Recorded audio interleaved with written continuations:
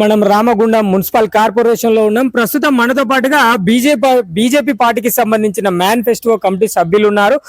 ఒకసారి వారితో మాట్లాడదాం. అసలు తెలంగాణ రాష్ట్రంలో ఏం జరుగుతుంది, ఏం జరుగుతుంది అన్న అంశం గురించి మాట్లాడుకుంటే, ఈ టీఎస్ ను అంటే టీఎస్ లో మార్పు టీజీగా, అదే విధంగా అసలు తెలంగాణలో ఉద్యమకారులు ఎవరు, మరి అసలు ఏంటి ఈ సంగీత దర్శకుల కథలేంటి, అసలు ఏందో వారిని అడిగి తెలుసుకుందాం. అన్న నమస్తే.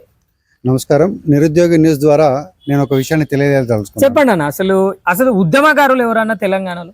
నిజంగా తెలంగాణ ఉద్యమానికి ప్రపంచ చరిత్రలోనే ఒక గొప్ప నేపథ్యం ఉన్నది. ఈ తెలంగాణ ఉద్యమం లోపల ప్రజలే తమ ఆస్తుల్ని త్యాగం చేసిండ్రు, తమ ఉద్యోగాల్ని పోగొట్టుకున్నారు.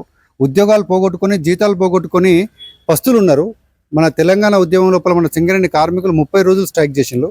ఇట్లా దేశవ్యాప్తంగా ఎక్కడ కూడా ఏ చరిత్రలో జరగని విధంగా తమను తాము త్యాగం చేసుకొని, తమను తాము కాల్చుకొని, తమకు తాము ఆత్మత్యాగం చేసుకొని, తర్పణం చేసుకొని, ఎక్కడ కూడా రక్తం చిందకుండా, ఒక ప్రభుత్వ ఆస్తికి నష్టం కలగకుండా చరిత్రలో తెలంగాణను సాధించుకున్నటువంటి ఘనత తెలంగాణ ప్రజలది.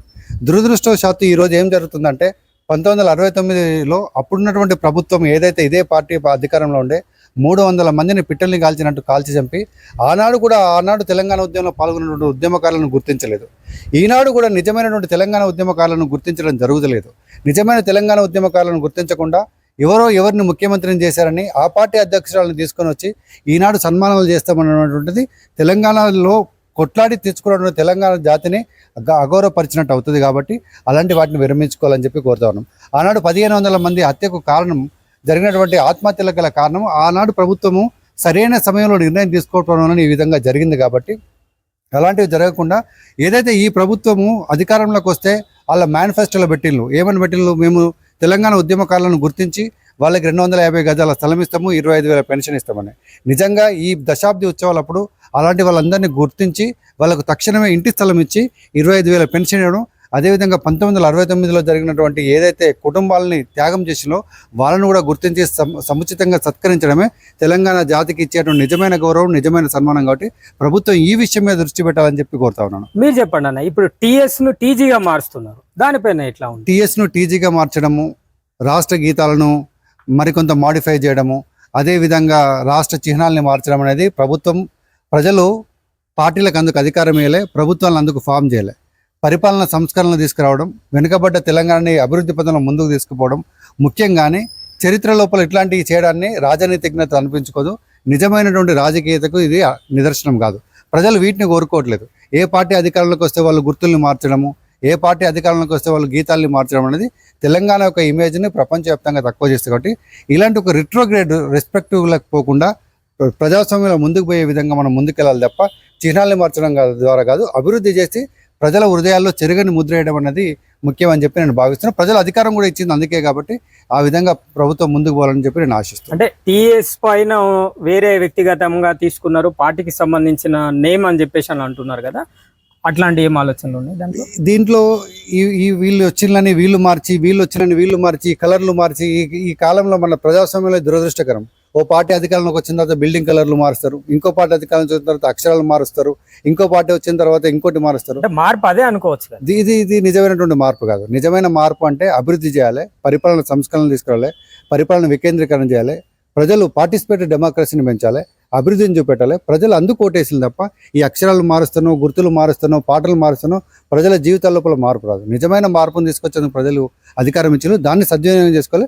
లేకపోతే ప్రజలకు మళ్ళీ ఎట్లా మార్చాలని కూడా తెలిసి తప్పకుండా మారుస్తారు. మీరేమనుకుంటున్నారు? అంటే గతంలో ఇప్పుడు రాబోయే 2 రోజుల తర్వాత ఎన్నికల ఫలితాలు ఉన్నాయి, ఎంపీ ఎన్నికలు, ఎట్లా ఉండబోతుంది మీ పార్టీ? తప్పకుండా మేము తెలంగాణ రాష్ట్రంలో 10 నుంచి 12 స్థానాలు గెలుచుకోబోతున్నాం. తెలంగాణ ప్రజలు కూడా మరొకసారి మోడీని ఎన్నుకోవాలని చెప్పి కృతనిశ్చయంతో ఉన్నారు. దానికి తగ్గట్టుగానే ఓటు చేసిండ్రు. దేశవ్యాప్తంగా అది నడుస్తూ ఉంది. 3వసారి తప్పకుండా ప్రధానమంత్రి మోడీ గారు అధికారం చేపట్టబోతున్నారు. మీరు పెద్దపల్లి పార్లమెంటు నియోజకవర్గంలో ఉన్నారు, ఎట్లా ఉండబోతుంది? తప్పకుండా పెద్దపల్లి పార్లమెంట్లో కూడా మొదట కొంత ఉన్నా కూడా చివరి వరకు మేము పుంజుకొని తప్పకుండా ఈ స్థానం గెలవబోతున్నాము. తప్పకుండా గెలుస్తాము. చెప్పండి అన్న, ఇంకా ఎట్లాంటి మార్పు కోరాలి, అసలు ప్రజలకు ఎలా ఉపయోగపడాలి ప్రభుత్వం పైన, ఇట్లాంటి అంశాలు చెప్పొచ్చు? వాళ్ళు అనేకమైనటువంటి అంశాలు చెప్పిండ్రు. ఆ అంశాల దిశగా ముందుకు పోవాలని చెప్పి కోరుతా ఉన్నాను. ఇలాంటి వివాదాస్పదమైన అంశాలని, చరిత్రను ఏదో మా పార్టీ అధికారంలోకి వచ్చింది కాబట్టి మా గుర్తుండాలని చెప్పి చేసే ప్రయత్నం కాకుండా దయచేసి ప్రజలకు అవసరమైనటువంటి మౌలిక వసతులను కల్పించడం, ఉద్యోగ అవకాశాలను కల్పించడం, విద్య సంబంధిత అంశాలపైన ఫోకస్ చేయడము, వైద్య సంబంధిత అంశాలపైన ఫోకస్ చేయడము, ప్రజల యొక్క జీవన ప్రమాణాలను పెంచే అంశాలపైన ఫోకస్ చేయడం మంచిది తప్ప ఈ గీతాలను మార్చడము, గుర్తులను మార్చడంతో ఇది సాధ్యం కాదు. Yes, thank you. ఖచ్చితంగా తెలంగాణ రాష్ట్రంలో మార్పు అంటే ప్రజా సంక్షేమాలు ప్రజలకు అందే విధంగా చూడాలి, కానీ అది కాకుండా చిహ్నాలను మార్చడము, మరి టీఎస్ ను టీజీగా మార్చడము, లేదంటే ఒక రాష్ట్ర గీతం పైన సంగీత దర్శకుల పైన ప్రత్యేక ఫోకస్ పెట్టడం కాదు.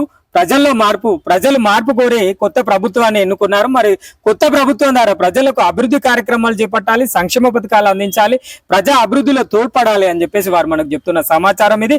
అంతేకాకుండా రాబోయే రోజుల్లో అంటే రాబోయే 2 రోజుల్లో ఎన్నికల ఫలితాలలో అంటే ఎంపీ ఎన్నికల ఫలితాలలో ఖచ్చితంగా వాళ్ళ బీజేపీ పార్టీ 10 నుంచి 12 సీట్ల వరకు గెలిచే అవకాశం ఉందని చెప్పేసి వారు మనకు చెప్తున్న సమాచారం ఇది. కెమెరా పర్సన్ సతీష్ తో రామశోక్, నిరుద్యోగి న్యూస్, గోదావరి.